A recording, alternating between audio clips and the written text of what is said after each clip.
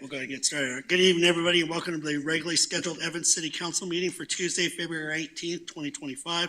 My name is Mark Clark. I'm the mayor. I'll call the meeting to order. Please stand and join me in the Pledge of Allegiance. I pledge allegiance to the flag of the United States of America and to the republic for which it stands, one nation, under God, indivisible, with liberty and justice for all. Roll call, please. Mayor Clark. Here. Mayor Pro Tem Pletka. Here. Councilmember Johnson. Present. Councilmember Neal. Present. Councilmember Crabtree. Here. Councilmember Delaney. Here. Councilmember Fair. All right, next item on the agenda is the installation of oath for a police department badge pinning ceremony, and I'll go ahead and turn it over to Chief.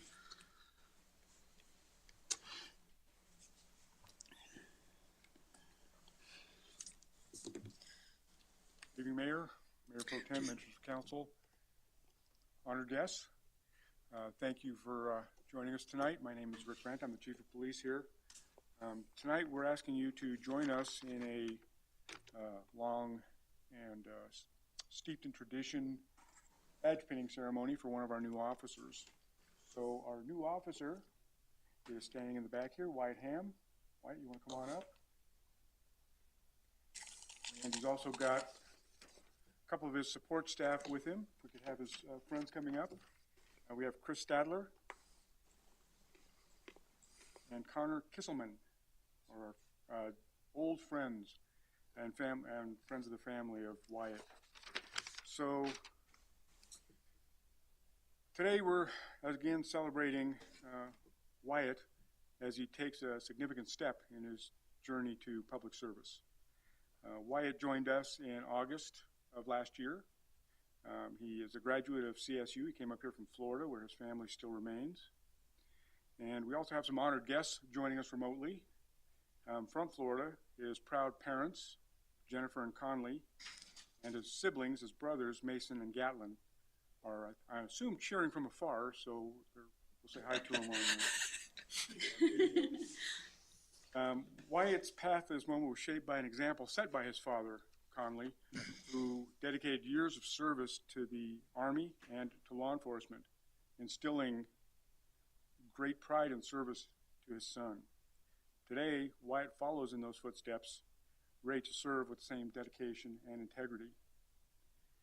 For our ceremony, this is where we ask our new officers to publicly and before our city council, before our peers and colleagues, and before our citizens who we're swearing to serve, to take an oath of office. And it's an important part of law enforcement. It's an important part of our tradition, and it serves as a bedrock for the foundational pieces that make our organization what it is, steeped in integrity and honor and all those things that are important to law enforcement. So with that, I think I would like to have the judge come up, Judge Michael Stewart, to administer the oath of office, if you would, sir.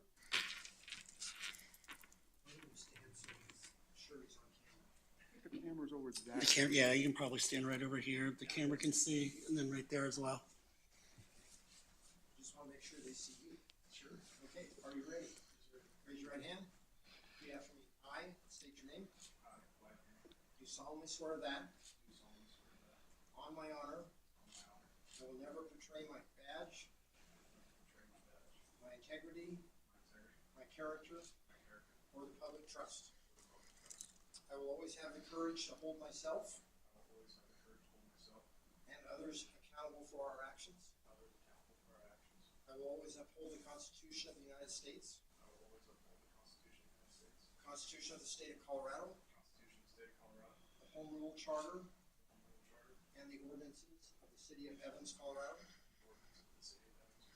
and faithfully perform the duties of the agency I serve. Congratulations.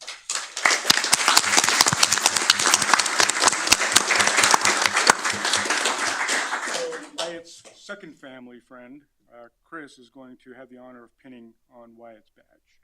Chris, please.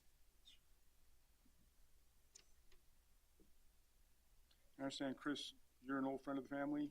served with Wyatt's father. We got on the job around the same time. Nice. So this is a very meaningful moment for you as well. And Connor, you're here for moral support.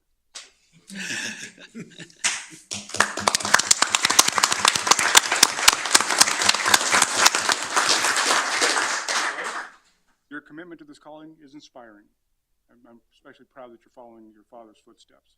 We're proud of you. We stand with you as you begin your new chapter. Congratulations.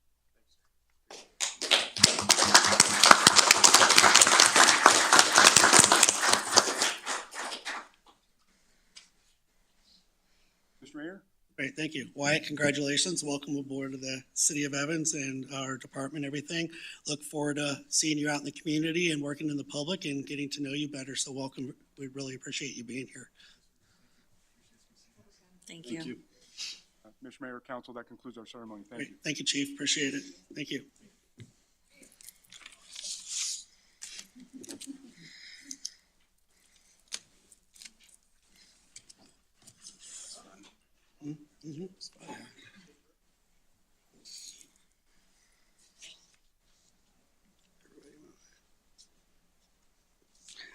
All right, next on our agenda, audience participation. Is there anybody in the audience that wishes to address City Council on any item that's not on the agenda or of a public hearing? If so, please step up to the podium, state your name and address for the record. All right, seeing none. All right, moving on. Item number 6, approval of the agenda. Madam Clerk, any changes to the agenda? No, Mayor. All right, I would entertain a motion.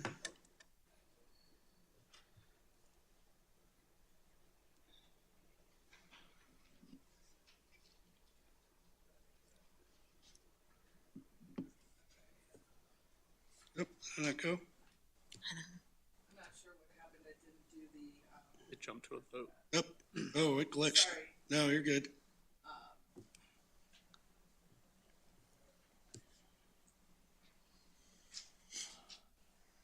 Do you have the option to have somebody move or second? I do. I don't. Not on here. Not on mine. Okay. Mine grayed out. There it goes. All right, I have a motion and a second to approve the agenda. Go ahead and vote. All those in favor?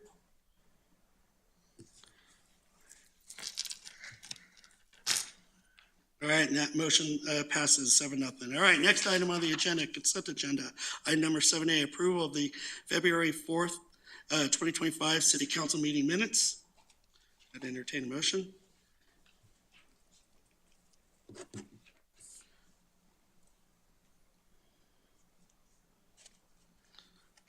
All right, I have a motion and a second to approve the consent agenda. And motion passed on that. All right, next item on the agenda, item number 8 under new business. Item number 8A, public hearing, consideration of a new hotel and restaurant on-premises liquor license for La Chapina Restaurant Incorporated at 3615 23rd Avenue in Evans. I'll open up the public hearing. We'll hear from staff.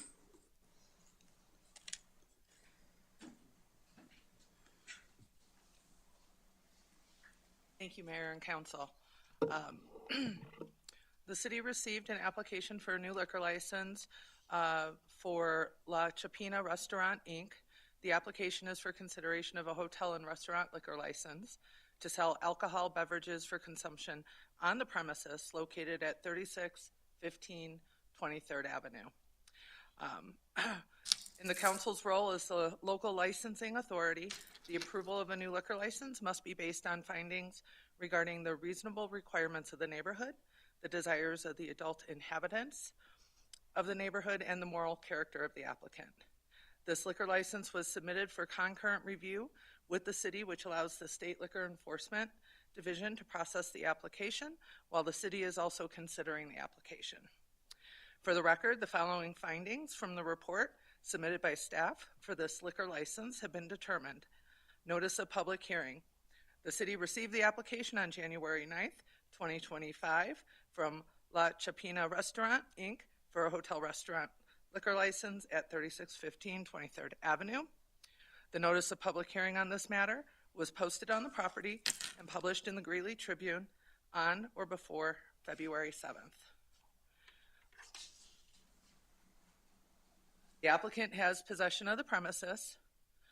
The applicant has applied for a state sales tax license and city business license. The selling of liquor in the manner proposed in the application is subject to zoning, fire, building, and other applicable laws of the city of Evans. This particular location is located in a multi-tenant commercial building, is zoned C1 Neighborhood Commercial. Within this building unit is 3615 23rd Avenue. The C1 zone district allows for retail uses indoor, which includes restaurants. It has been determined that this location is not within 500 feet of a school. There has not been a previous denial within 2 years preceding the date of the application for a similar liquor license at this location. And then the applicant had provided the needs and desires petition of the neighborhood.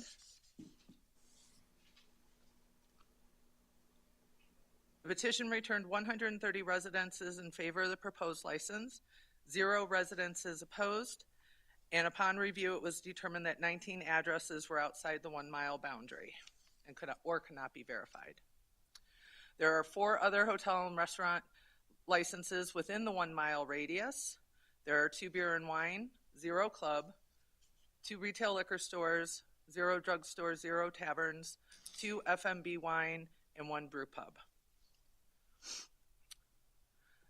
A background check was performed on the applicant in which no information was found when they conducted the background check for the moral character. And then we are here for the public hearing. Staff finds that the applicant has submitted all necessary information for a new liquor license, and the state is also reviewing their application at this time as well. So staff's recommendation is for council to proceed with any questions they have with the applicant, and I'm available. He's here as well to answer any questions. Great, thank you. Is there any questions of the staff and or of the applicant? If so, please indicate there on your screen there. I have a different view up, sorry. Okay, no problem. I don't see, nothing's popped up on mine, so. It's not even optioned yet. It's not even optioned up yet? Okay. Does anybody have any questions or comments? Then we'll just go bypass it if it's not. Go ahead. A question. Sorry, question? No questions? All right. The only question that I have is that it says the applicant was tip certified and says that all of his or her staff will become tip certified. Is that something that the applicant's going to give to the city just for paperwork following? That TIPS certification is a class that they take that instructs them and teaches them how to, check for valid IDs, intoxication, making sure that they understand that they can refuse service if a patron is over intoxicated. And it did say the applicant was tip certified. Did the applicant turn that in with the application, or is that required? That's not required. Thank you. No further questions. All right, if there's any additional questions for the staff and or applicant, thank you for being here. I appreciate it. I'm going to go ahead and close the public hearing, and I would entertain any comments or entertain a motion. You had some comments? Well, I think my comments, it's exciting to see that they're scaling because they had came before us and then they got a liquor license, and so they do.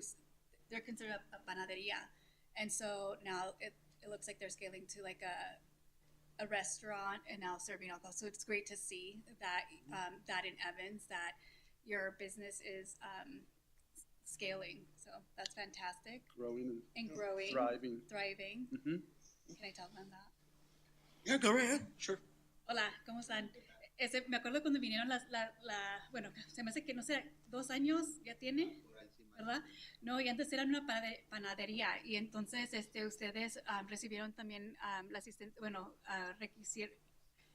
vinieron sobre nosotros para poder obtener la licencia de licor, pero lo que me gusta ver es que su negocio está avanzando y que están creciendo y a verlos de una panadería ahora a un restaurante y ahora están sirviendo alcohol. Es bonito ver que están creciendo en la ciudad de Evans y que el negocio está fortaleciendo. So, gracias. Hemos crecido bastante y por eso tomamos la decisión de poner un restaurante porque nos sentimos orgullosos de ser parte de la ciudad de Evans y igual nos viene gente de Denver, de Colorado Springs, de Limón a probar nuestra comida. Entonces, al que está muy despacio y por eso tomamos la decisión de abrir un local más grande y se nos dio la oportunidad. ¿Y agregaron piezas a donde están ahorita o es en el mismo sitio que están agregando el restaurante? Donde está la panadería ahorita se va a quedar así como está. Agarramos un local nuevo a 2 puertas de la panadería. Oh, Un local perfecto. más grande, va a ser puro restaurante. Oh, wow. Qué bueno. Bueno, felicidades. Gracias. Gracias. Gracias a ustedes.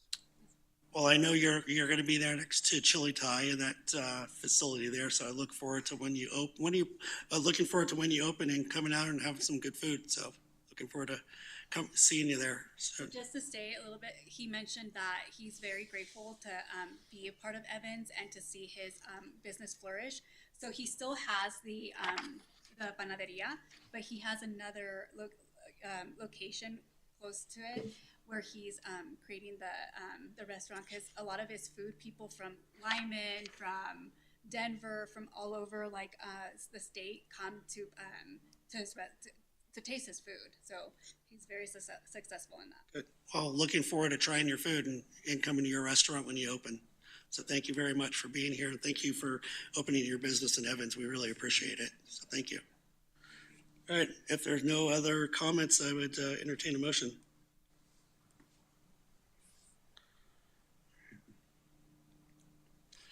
All right, I have a motion and a second to approve the hotel and restaurant liquor license for La Chapina Restaurant Incorporated located at 3615 23rd Avenue. All those in favor, go ahead and vote. And that motion passes unanimously. So thank you again. Looking forward to seeing you soon. Ha pasado. Con gusto. Tenga buen día. All right, next item on the agenda, item number 8B, consideration of resolution number 02-2025, making findings of fact and conclusions on the Sanger Annex petition. We'll hear from staff. Good evening, Mayor and Council members. Michael Hall, City Planner, Community Development Department. For your consideration is resolution number 02-2025, making findings of fact and conclusions on the Sanger annexation petition. The property is owned by John and Gail Sanger, represented by Chad Sanger, who's available tonight. The site is located approximately 0.17 miles east of Kiowa Drive and approximately 200 feet north of Mesa Verde Drive. The site is approximately 19.51 acres and consists of 3 lots.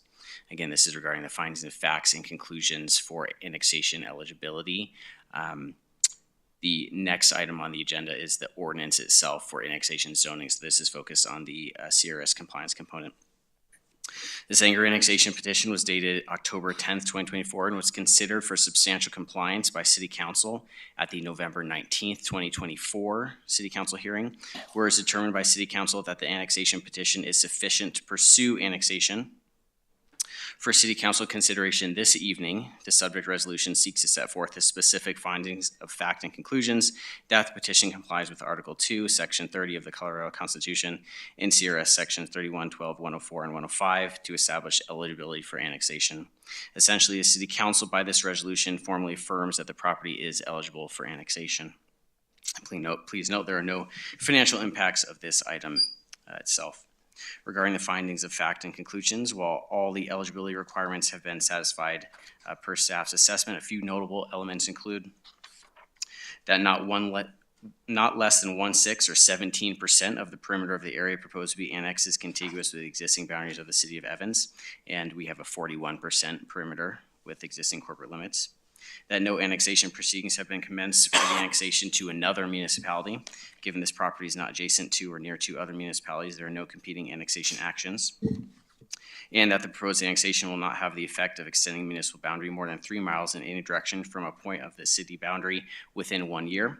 The property is well within the city's 3-mile plan and does not extend the current city boundary extent. Again, it's the opinion of staff that the petition has demonstrated compliance with the criteria as detailed in the resolution. Staff recommends approval of this resolution, setting forth the findings of fact and conclusions regarding the eligibility of the Sanger annexation petition as required by CRS Section 31-12-110. The petition adequately complies with the Colorado Revised statutes regarding annexation eligibility. Should City Council approve this resolution, the annexation and initial zoning ordinance, which is next on the docket, will be considered for approval. At this time, I conclude my remarks and happy to answer any questions. Thank you. Great. Thank you, Michael. Appreciate it. Any questions for staff? And remember, we're just only considering, do they meet the criteria for the annexation? So, Yes, do you have a question? Use your, yes, I do. okay, use your, It's not, it's not populating? oh, Pardon? now it is. Oh, now it is. Yeah, use your little request to speak.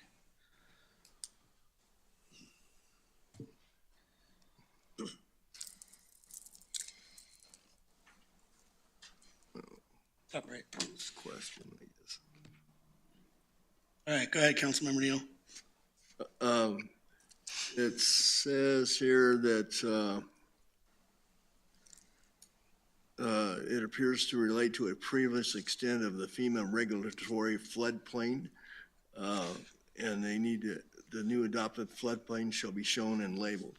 So are these, proposed lots, still in the floodplain, or has the floodplain increased from the previous? That's a good question on that, council member. So that condition of approval is related to the ordinance, which is the next item. But in any event, the specific, one of the criteria is to update the draft annexation and zoning plat map. And one of those specific will be to show the current extent. There are new updated FEMA maps. There is this property. It's a very channelized portion of the Ashcroft Draw, so it's very deep and very narrow. So there is a small portion of floodway. The record exemption plats from 2010, when this was originally platted through Weld County, show a broader floodplain. So it's just tapering down to reflect the current FEMA effective maps. So Councilmember Neal, so we're just voting on, do they meet the criteria? That question could be used as for the next part of the conversation when we go to the public hearing for the actual ordinance itself. It looks like it's all in the same packet, so, or by page numbers. So the question is before us, do they meet the criteria for the annexation? And that's a yes or no. The next part of that will be considered into the findings of the next one. You know, it looks like it's all in the same packet to me, from page 1 to page 9. So that's why I was going Yeah, for it. I understand. Yeah, so. All right. All right, it's all good. So any other additional questions or comments? If none, I would entertain a motion.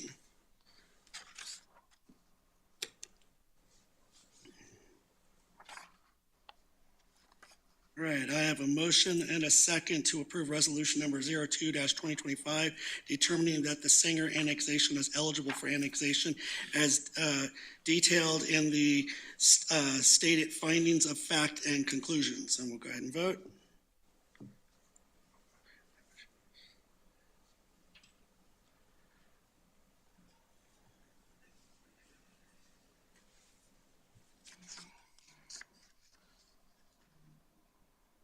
All right. I don't think you can abstain. Who abstained from, yeah. So, yeah, we have to vote either in the affirmative or the, was that? No, no, perfect. Good call. So I got a point of order there for voting in the abstainment. So you have to would either vote aye or nay.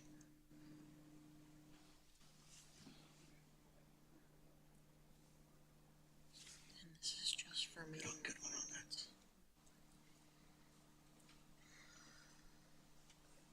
Mayor's correct. Abstention is not allowed. Yep. So under Bob's rules, and yeah, you cannot abstain. You have to vote either yea or nay. Councilmember Neal. Okay, well, it says vote, it's still flashing vote closed, so I'll just vote no on it. Okay.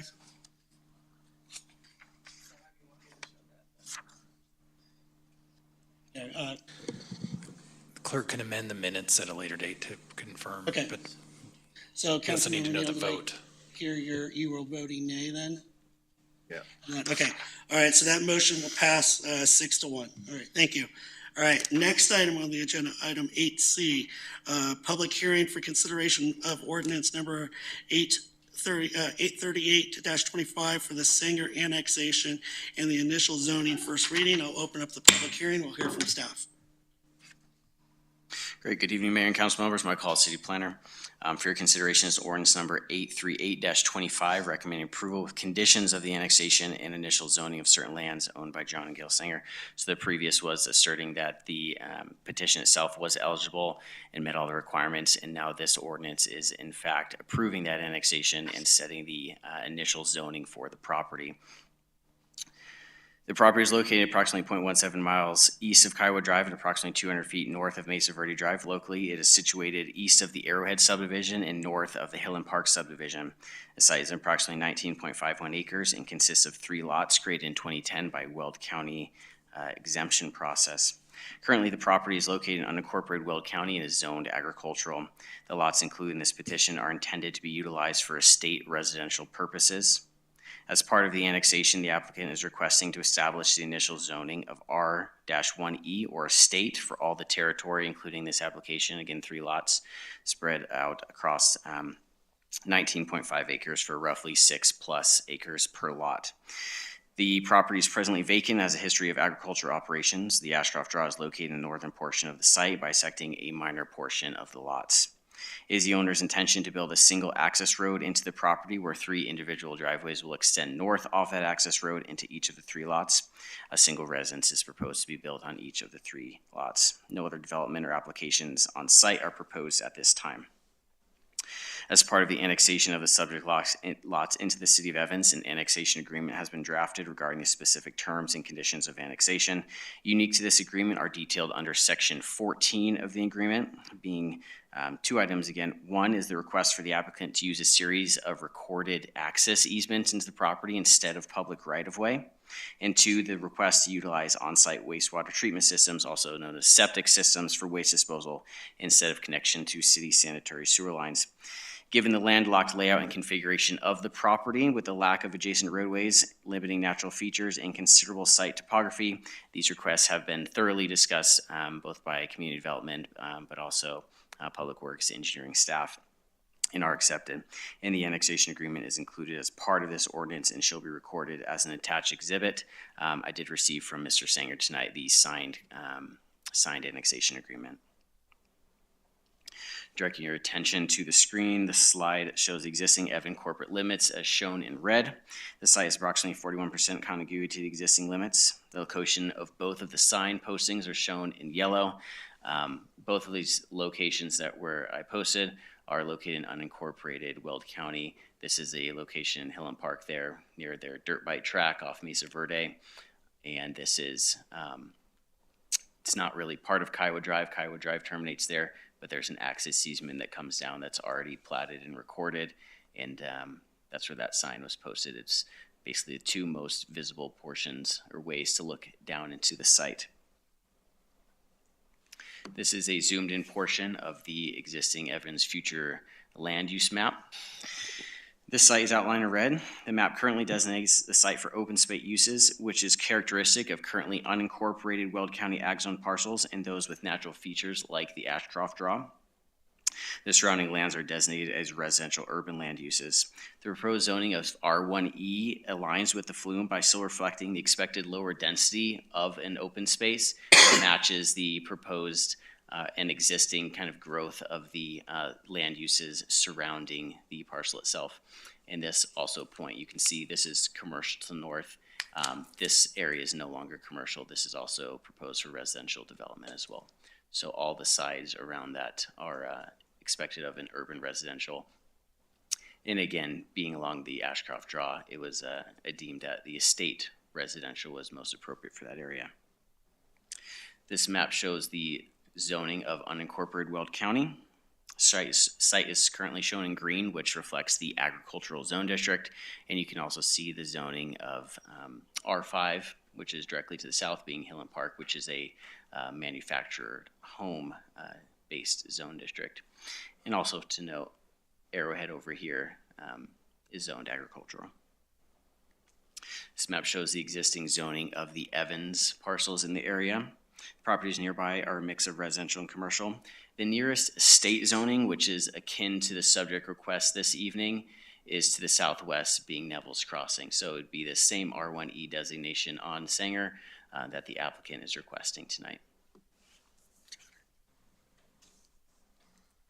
It's a view of the arrow of the site. There are no adjacent rights of way. So again, jumping back to that annexation agreement, that is what is unique to this application, or one of the two items that is fairly unique. They don't have an ability to connect to existing right of way. They cannot dedicate right of way for that purpose on their property, as it has to connect to existing right of way.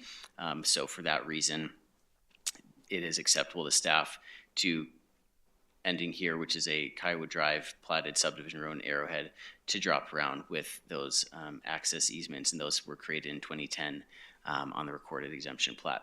In the annexation agreement, there is a section that states if the property is redeveloped, defined by a host of things such as a site plan, minor subdivision, several different land development requests, is that they do have to figure out right away at that time. So really the concession to allow access easement service of these properties is contingent solely on the current request for estate residential, 3 lots, 3 houses.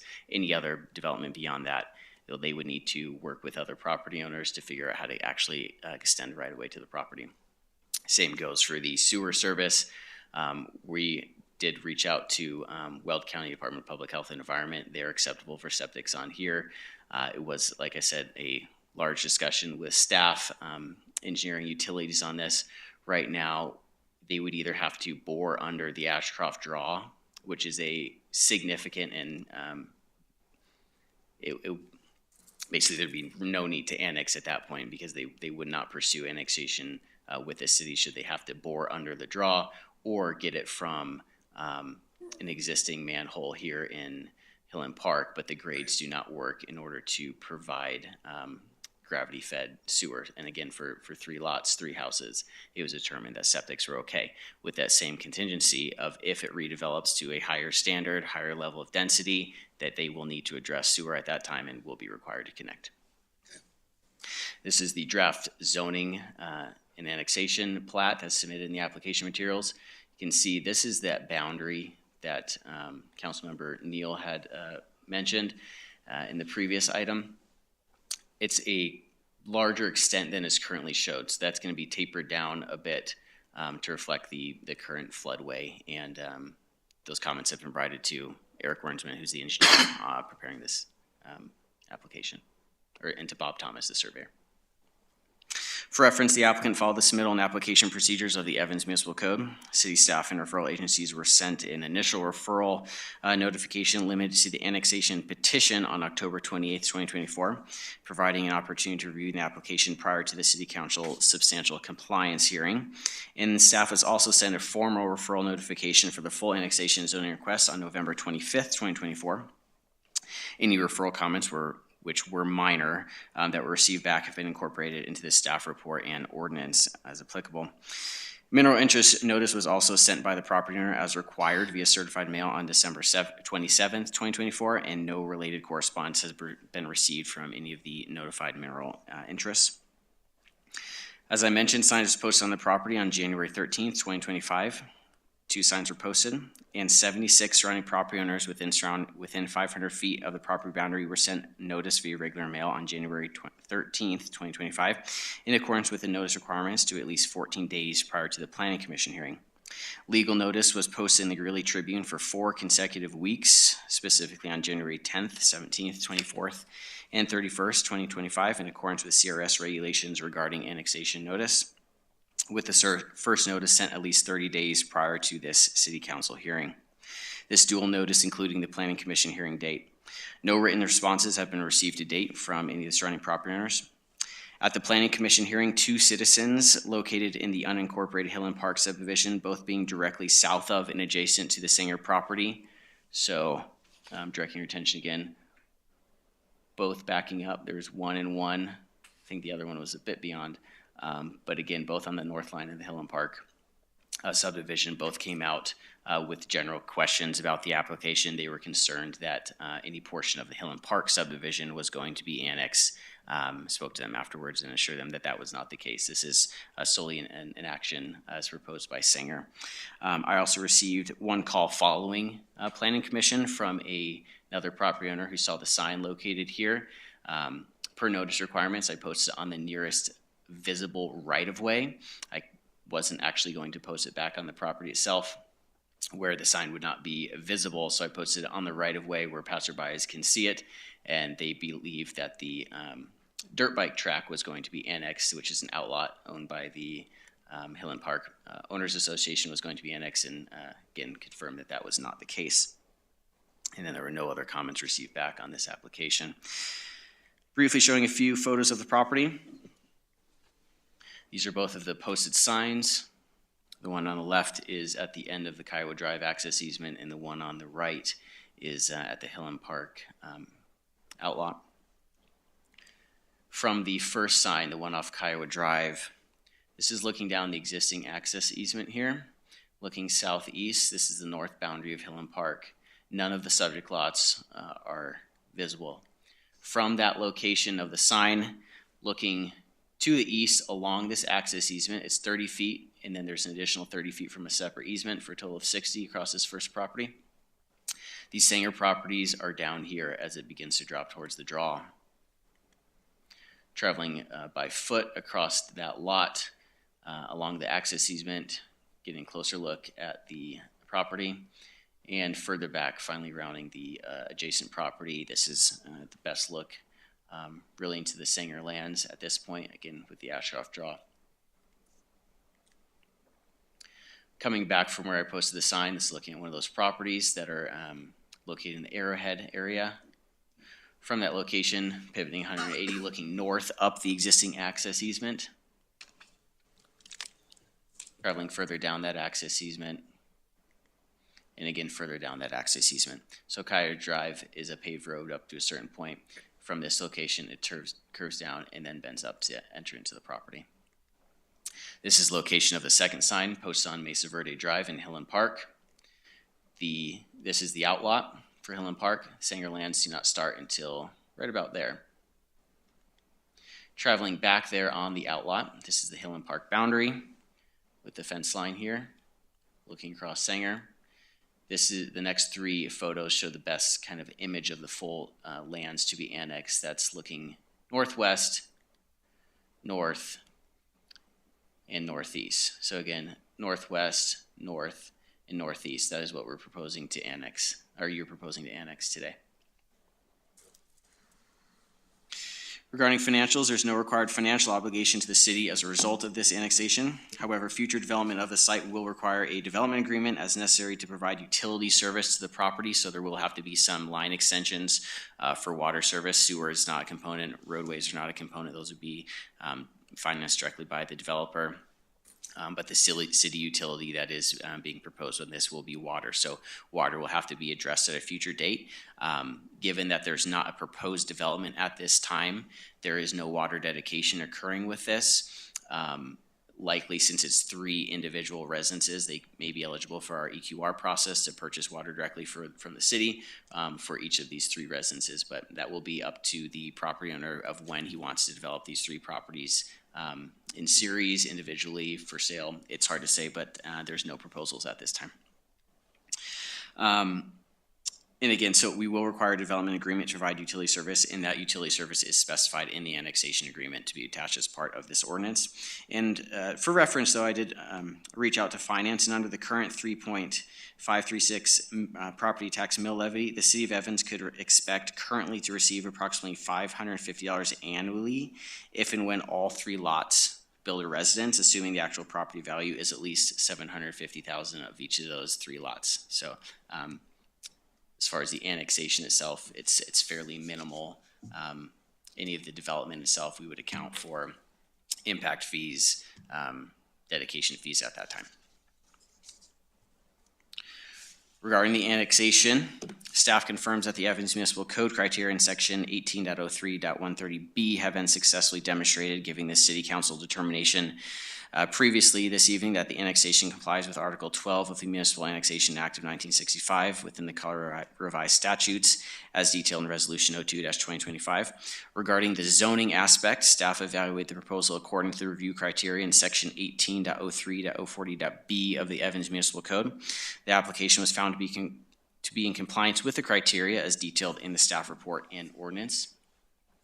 This slide shows the long format of the criteria as contained directly in the Evans Municipal Code.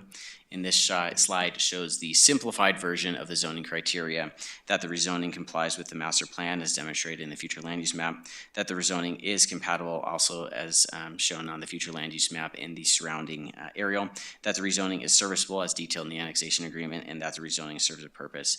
One of the requirements of findings of fact is obviously the contiguity, but it's that there's a community of interest and a reason of why we'd want to have 41% contiguity parcels annexed into the city and develop with us instead of remaining in unincorporated Weld County. Regarding a recommendation, the Planning Commission at their January 28th, 2025 meeting considered and unanimously recommended approval of the zoning aspect. Important to note, they don't have any authority currently under our code on the annexation. They are strictly limited to the zoning aspect, but they did recommend approval of that. The Planning Commission approval included several conditions of approval, being the submittal of a revised annexation zoning plat, and there were need to address 3 referrals. The referrals are fairly advisory in nature, relates to the Evans Fire Protection District. They have 90 days to also disconnect from Front Range Fire District and then to petition into Evans Fire, which they do directly with Evans Fire. There was a referral from the Weld County Assessor's Office that identified just a simple call out discrepancy that was wrong on the plat, so a number will need to be updated. And I had my comments on the plat itself. Following submittal of the required information, staff will review and may provide additional red line comments prior to recording. And for reference, this is the first reading, so the City Council's second reading of this ordinance to be scheduled on consent is on March 4th. At this time, I've concluded my remarks. Happy to take any questions, and the applicant is available. Thank you. Great. Thank you, Michael. Appreciate it. All right, any questions of staff? I have one. Yes, I got a question. Oh, hold on. No, it's okay. Councilmember Neal, use your little, she's got a. I mean, what? There you go. All right, Councilmember Neal, go ahead. Yes, you said there'd be no financial impact to the city. And once again, we're providing potable water to a property and non-potable is not being provided. How does that not impact the residents of this city? So the annexation action and zoning action does not provide any or impact any financials related to the city. The development agreement, when we work to extend the actual lines that will be built at the developer's cost, we would capture a letter of credit to basically warranty that those improvements are going to be done at that time. And same with the water dedication for the property, that would be at the cost of the developer. According to the planning system report and our findings, that there is no plans to provide non-potable water service at all. Correct, there is no plans to provide a non-potable water source for this when this property develops. So I believe that directly impacts the residents of this city to provide potable water to residences, and then we're going over our cap with Greeley constantly. So it does financially impact all the residents of the city. And can you go back to the zoning criteria?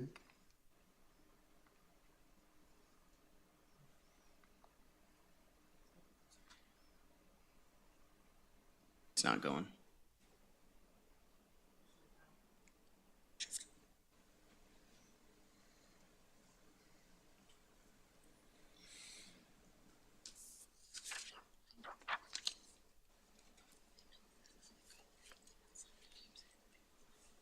Oh, that's that's not the one. I think it's a slide before that. Yep, that's the one. Number 3 says the city and other agencies have the ability to provide services or facilities that may be necessary for anticipated use of the proposed zone district. Well, we're not going to provide them with non-potable water, so that nullifies, in my opinion, that criteria. Because that's a service that needs to be provided. When we, in our subdivision development section of our code, which is chapter 18.04, it states that developments where reasonable or where possible shall be connected to non-potable water sources for irrigation and outdoor watering needs. This property as it currently lies does not have any ability to provide its own non-potable water source. It's really a standalone. There is no non-potable in that area. So the ability for it to connect to a non-potable service, it certainly could be explored. It's currently not available in the broader area, just giving the, this is one of the only parcels or areas that's going to be south of the Ashcroft Draw in this location that is incorporated into the city, since Arrowhead and Highland Park are both not in the city. They don't meet that, or you don't have to meet those requirements. They're not city developments. So this parcel or parcels, they're kind of landlocked down there. So their request to annex into the city is somewhat predicated on their limited connection to some of existing city facilities. So our language in the code is kind of wishy-washy, so that we can claim to be providing services, but we're not actually going to do it ever. Is that correct? It depends on the property itself and the nature of that property, if it's available at that time. Some properties like this one, they're not currently eligible to be served by that type of service. I realize this is in a state, people can afford to water massive amounts of lawn with treated water from Greeley, but it puts us in further danger of going over the cap all the time. And that's not good for the citizens, in my opinion. All right, Councilmember Neal, if you have anything else, I need to move on to the next speaker there. Go ahead. All right, Mayor Pro Tem. I have like a 2-part question. So if they do develop on there, they're gonna have to connect to city water, correct? That is correct, council member. I can read that to you here. Well, city water, they will have to connect it for any development, yes. Well, my 2-part question is, so they'll have to have the infrastructure or build the infrastructure for that. Even though this property is approved for septic systems, would it not, I don't know how to say this correctly, so I do apologize. Would it not be wise to go ahead and build the sewer lines at the same time, just in case? Again, you all know more about this than I do. I'm just trying to get it clear in my head, because it does look like there is some flooding area, and where they'll have to build them, may have to be in a certain area. So will that limit the capacity? And then if so, like say this goes through, like 20 years down the road, is the city stuck paying to build the lines to these properties? You know what I mean? So why, I'm also trying to think of saving money in the end. So why would we not build the sewer lines now? Or because in 20 years, would that be us? Yeah, but is that gonna be us in 20 years paying for it? It would not be the city in 20 years. These are Okay. private properties. If their septic should fail, it will be at their cost to connect to a city sewer line, which may or may not be available at this time. Given the size of the properties, it's likely that they could obtain multiple replacement systems, given the area for a septic system. Each of the lots are about 6.25 acres. That being said, The sanitary sewer lines, they could be constructed now if that is the decision of the property owner when they go through a development agreement with us. If they would like to install those now, the only issue or risk is a maintenance of those lines over time. If they're not maintained, if they're not used properly, it certainly decreases the value and point of installing them, and also not knowing exactly where the sewer connection will come from, if it comes from the Ashcroft to the north or under the Ashcroft or from Hillen Park, or how those design considerations are really not worked out. With the water line, we know where the water line ends. Our intention is to loop it down across their property and down into an existing Hillen Park line. So that's a bit more set. Right now, there's just, there's some large unknowns with the sanitary sewer. I just wanted to make sure that it wouldn't be something we would have to pick up in the future. Certainly. And so thank you for the clarification. Absolutely. It does state that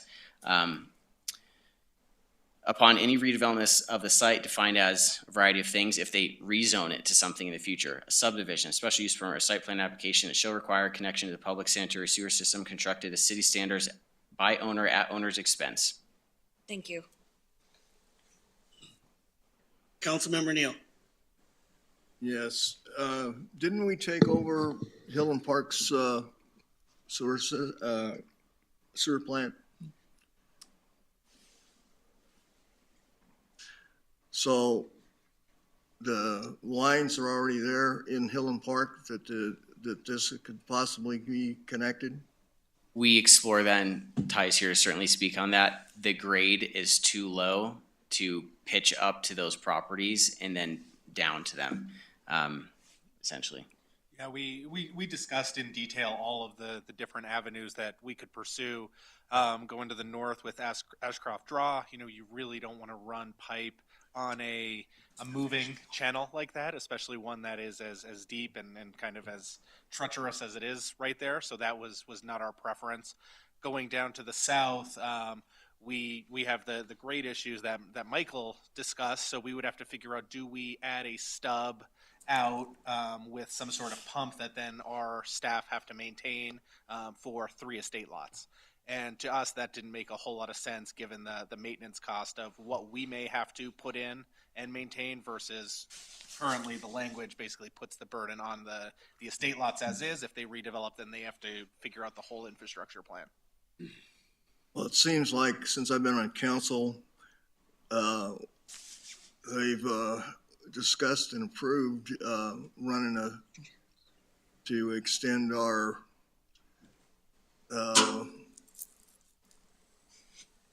line of attack to Milliken. I'll put it that way. Can't think of a proper legal term for it, but we discussed extending the line Councilmember Neal, before your time. do you have any questions? Yes. Okay, I'm getting to it. please get to your question. I know this is before your time here, but didn't somebody here might be able to answer it. Didn't we discuss extending the sewer line down 49th Avenue to 65th Street at a cost of around $2 million and allocate some funds for that? I think that was West. I can't speak to that specific question. Council members, anybody I don't that remember that discussion? conversation, but what does this pertain to the annexation of the property? It's not.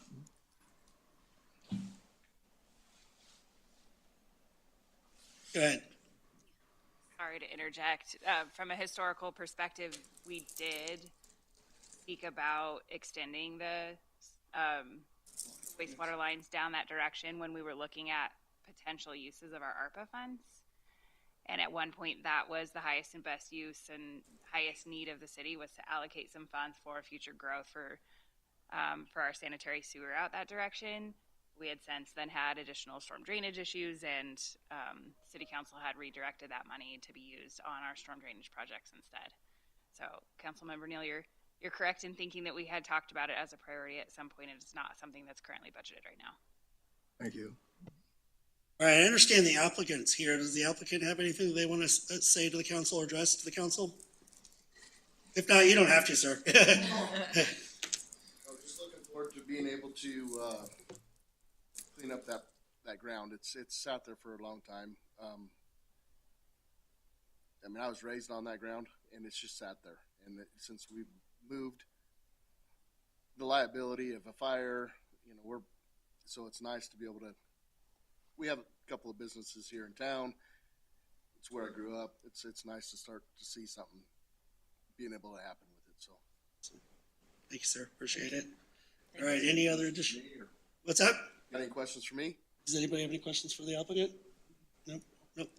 Perfect. Thank you, sir. Thanks, guys. All right, thank you. All right, if there's no additional questions, I'd ask anybody in the audience, it's a public hearing, if they come up to the podium, speak for or against this item. Seeing none, I'll go ahead and close the public hearing and entertain council discussion and or a motion. So I'm going to go ahead and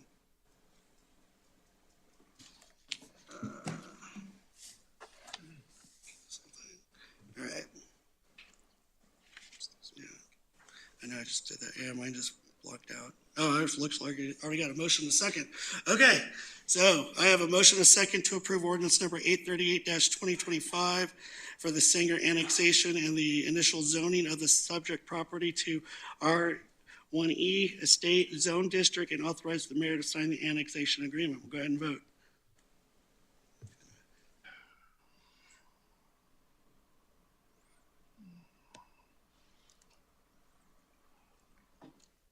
All right, that motion passes unanimously, 7-0. All right, thank you. Well, welcome to being an official member of the city of Evans. All right, next item on the agenda, item number 8D, approval of the contract for Arrowhead Open Space Construction to, what is that, Tustin Construction LLC? We'll hear from staff. Good evening, Mayor, council members. For the record, Peter Wysocki, Assistant City Manager, sitting in on behalf of the Parks and Recreation Department here this evening. I'll be really brief with my presentation. I think the council is very well aware of the Arrowhead open space area. The design for that project was completed earlier in 2024. At the end of 2024, the city went with an RFP for bids to complete the project. A pre-bid meeting was held December 19th in 2024. Total of 12 qualified bids were submitted on January 24th of 2025.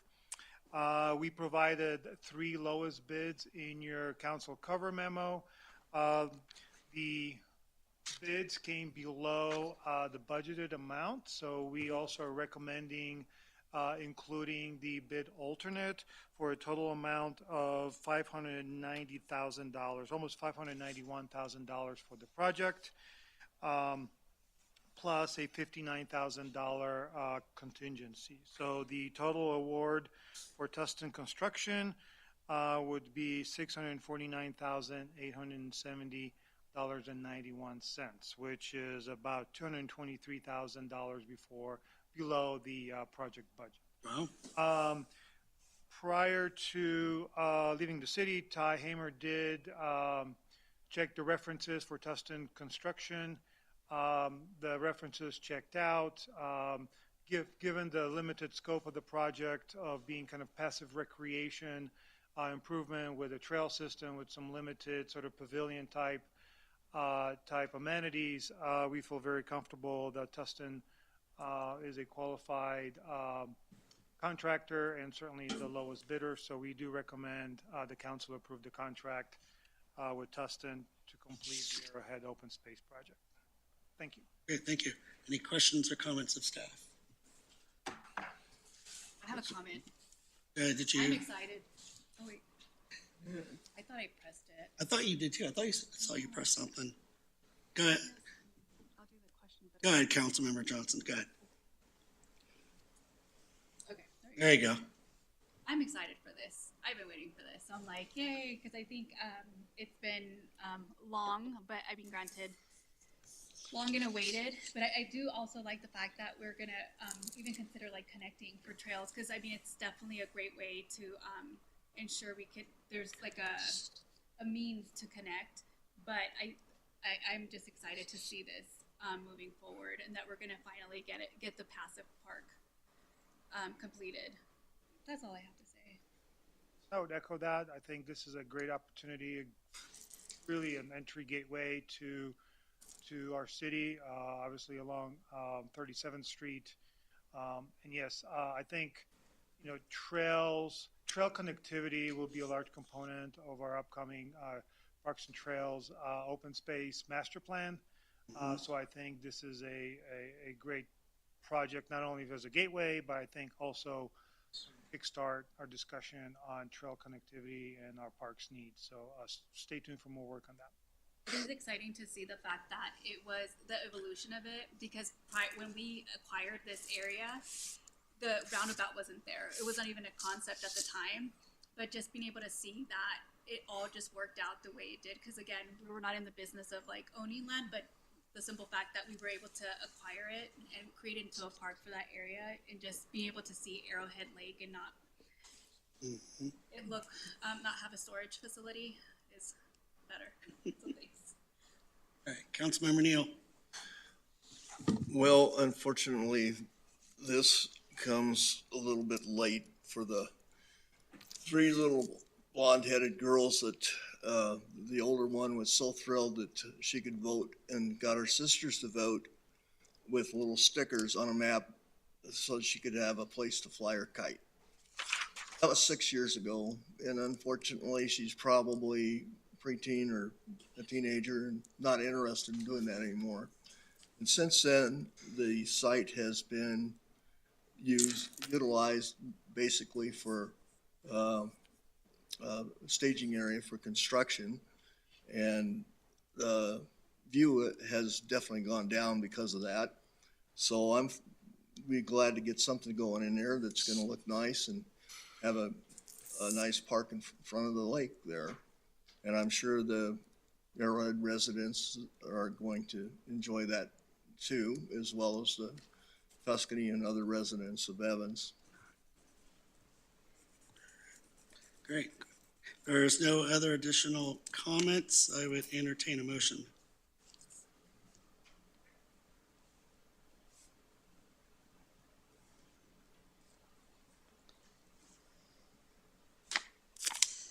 All right, I have a motion and a second to award the Arrowhead Open Space Construction Contract to Tustin Construction LLC in the amount of $590,870.91 with a 10% contingency to be used only with the city manager approval for a total project amount of $649,870.91.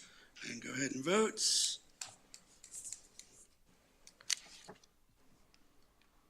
And that motion passes unanimously. Thank you, Peter. Appreciate it. All right, next item on the agenda, reports, city manager. Yes, Mayor and Council, I just have 3 updates for you tonight. First off, 49th Street between 65th Avenue and Neville's Crossing is closed for street repairs due to a Greeley waterline break. Greeley is working on road patching and will reopen 49th Street as soon as weather permits. We've had this posted out there on Facebook and other social media to notify the public, but that is the current status of that 49th Street closure. Second, the Atmos Gas natural gas project that we discussed, I believe 2 weeks ago, west of 47th Avenue on 37th Street is planned to begin on Monday, February 24th. Variable message boards are installed at the roundabout to inform motorists of the closure, and that closure is expected to be in place through March 17th, weather permitting. So a little bit of an inconvenience. Again, this is not a city project. We are working on our 37th Street project that will start here in the next couple of months, but this is an Atmos Gas project that's being completed by Miller Pipeline. And then lastly, this coming Thursday and Friday, we will officially kick off the police chief recruitment project. So our executive recruiter from Strategic Government Resources, whom I've selected to serve as our recruiter for this project, will be on site to meet with me, but also to meet with the police department, staff from the police department. I'm expecting this, from this point on, at least a 3-month, maybe 3 to 4 months before we get into the on-site interview process. So we've got a little bit of work, but here coming up towards the end of this week is when the recruiter will be here. Mr. Mayor, that's all I've got tonight. Thank you, Cody. City Attorney. I don't have anything. There is an executive session on the calendar. Otherwise, I'll leave it at that. Thanks. All right, thank you. All right, next item, council discussion. All right, so just to bring up, starting the next 2 council meetings in March, I will be running the meeting from online. I am heading to Maxwell Air Force Base in good old Alabama for a month to attend the Senior Non-Commissioned Officer Academy. I was the only member of the entire National Guard out of all 88 units. I was the only one that get a slot in this course for the entire year. So I will be off to that to hopefully get my promotion in May, June of this year as well. So had a meeting with Congressman Gabe Evans today. He came to the community complex. Same discussion we had with his staff manager, Adrian Sandoval, discussed the needs of our infrastructure, especially with the expansion of the 37th Street and the bridge replacement. We also discussed expanding our non-pot system throughout the city and looking for some funding for that, and also discussed our wastewater treatment plant needs as well. Very receptive conversation to that.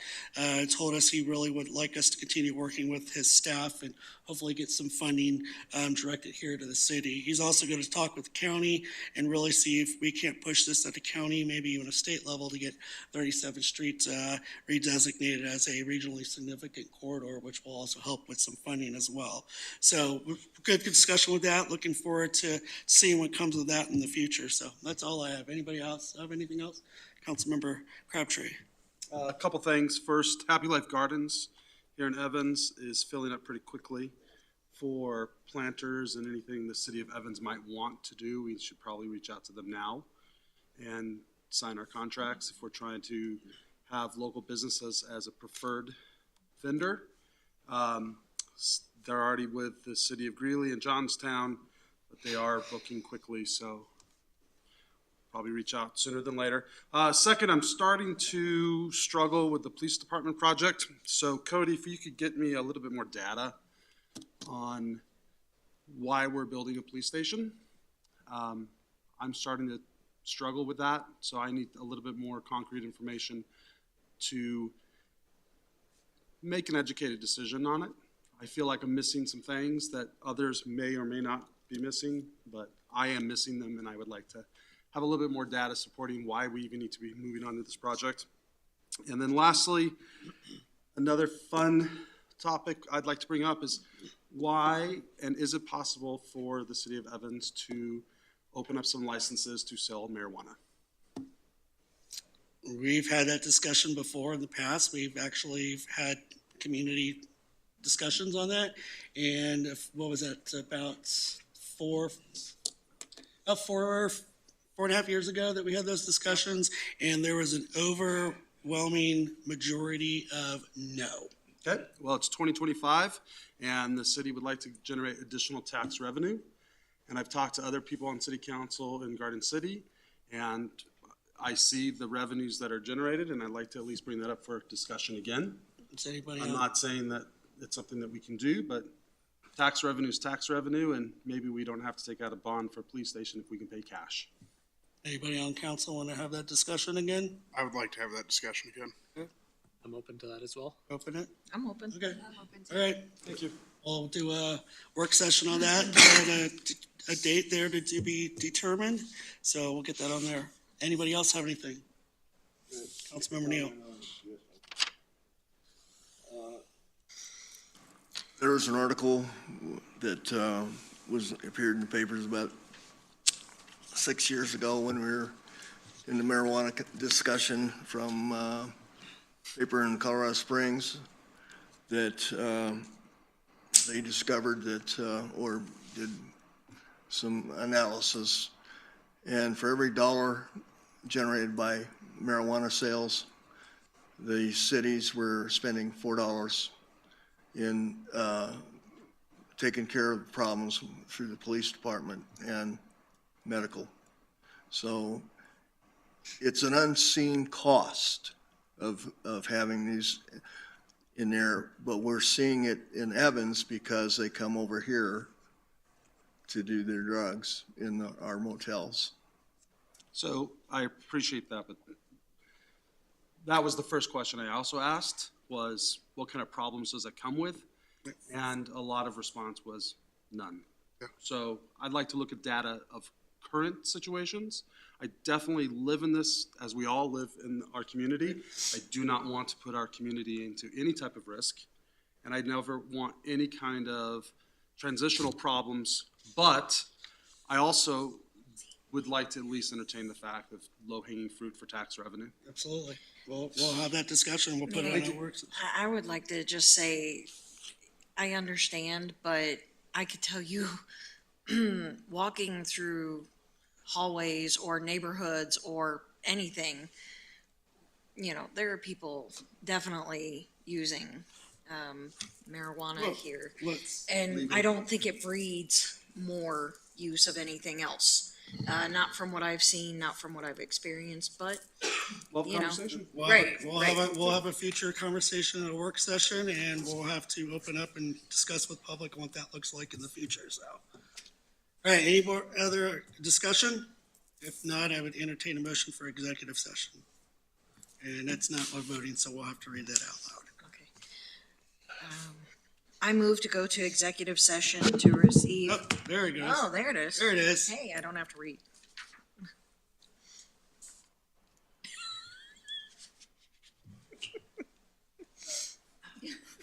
There you go.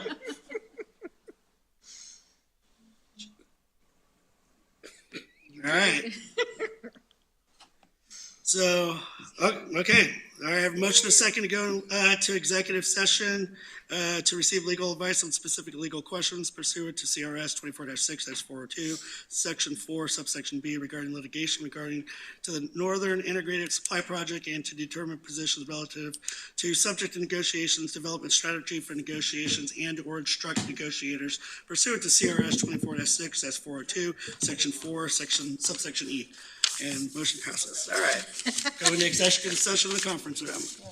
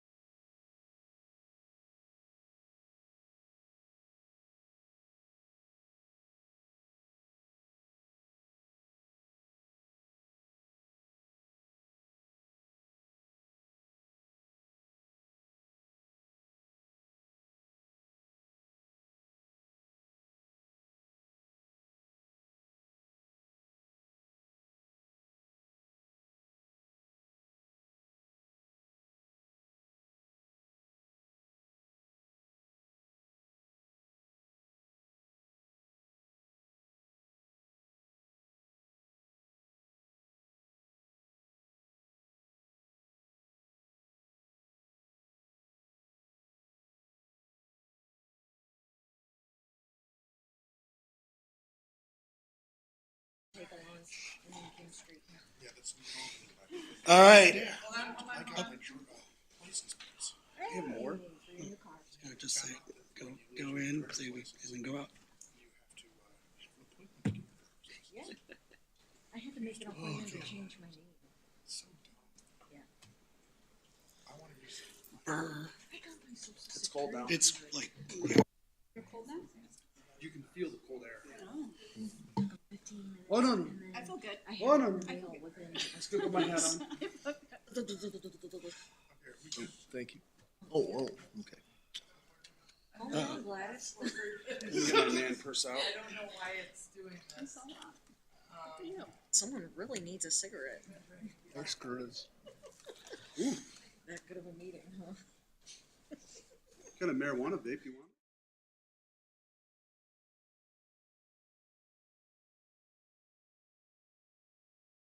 I will note for the record, it is now 9 o'clock and we are out of executive session. And I'll note that the discussion fell within the parameters of the statute, and I was present throughout, so everything's protected by the attorney-client privilege. Right, and with that being said, meeting adjourned. Thank you, everybody.